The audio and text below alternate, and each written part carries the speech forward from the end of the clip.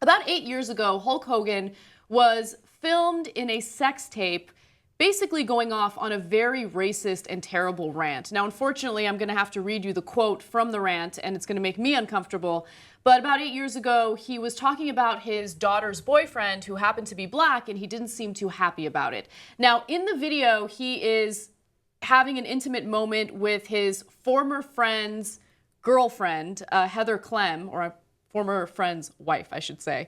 And Gawker obtained this footage and released it, which is why Hulk Hogan is now suing Gawker. So what did he say? Let's get to it. Unfortunately, I have to read this to you, and this is what he said in the video. I mean, I'd rather, if she was going to fuck some N-word, I'd rather her marry an 8-foot-tall N-word worth $100 million, like a basketball player. I guess we're all a little racist. Fucking N-words. And then later on in the video, he admitted to being racist. Now, fast forward to 8 years later, when this film was released, all of a sudden he's changing his tune and he's saying, look, this isn't actually representative of who I am. He apologized by saying the following: 8 years ago today, I used offensive language during a conversation. It was unacceptable for me to have used that offensive language. There is no excuse for it, and I apologize for having done it. This is not who I am. I believe very strongly that every person in the world is important and should not be treated differently based on race, gender, orientation, religious beliefs, or otherwise. I am disappointed with myself that I use language that is offensive and inconsistent with my own beliefs. Now, keep in mind that back in the 80s and somewhat in the 90s, Hulk Hogan was thought of as an American symbol, an American hero, and this really changes things for him. The WWE has decided to take him out of their Hall of Fame, and so I'm really curious to see what you guys have to say about this. My only point is, when someone has no racism in their heart or their mind, they don't use words like that to describe an entire group of people. So he has some issues. Hopefully he works through it. I am not apologizing for anything he does. I'm not giving him a pass. I just hope that he's not in denial about what the reality is, and he really needs to work on himself. Max, what do you think? Make your point. Yeah, I mean, it's not very surprising to me. You know, he's a guy with a horseshoe mustache and he wrestles professionally. So, like, to me, big surprise. I do think, 8 years is a long time. You can change during that window, but it's inexcusable. So, I think that the controversy surrounding all this is warranted.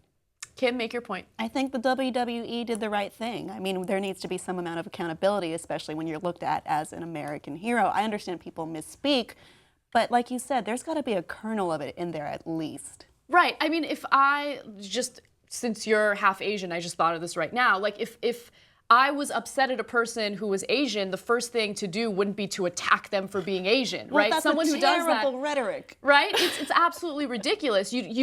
You attack someone's character, not something that they're born with and something that they can't help. So here's the personal question for the story. Which celebrity meltdown did you have the hardest time coming to grips with? I don't even know what your answer is going to be, Max. Make your point.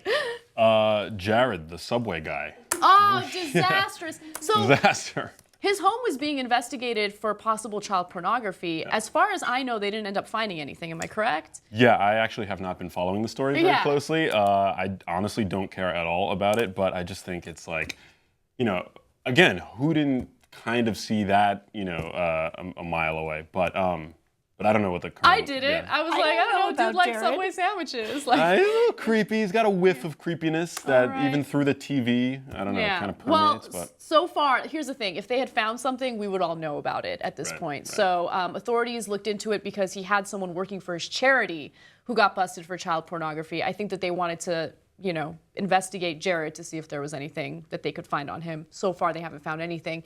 Kim, what about you? Which celebrity meltdown broke your heart?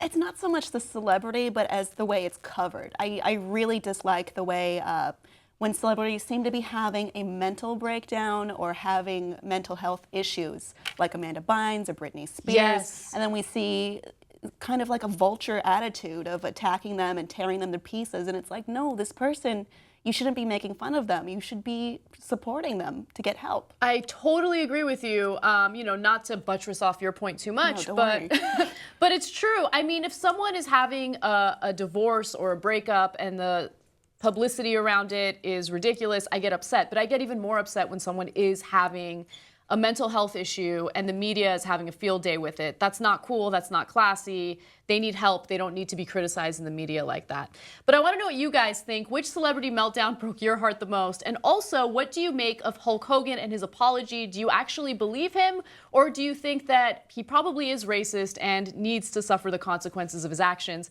Comment in the section below. We love hearing from you guys, and we'll see you soon.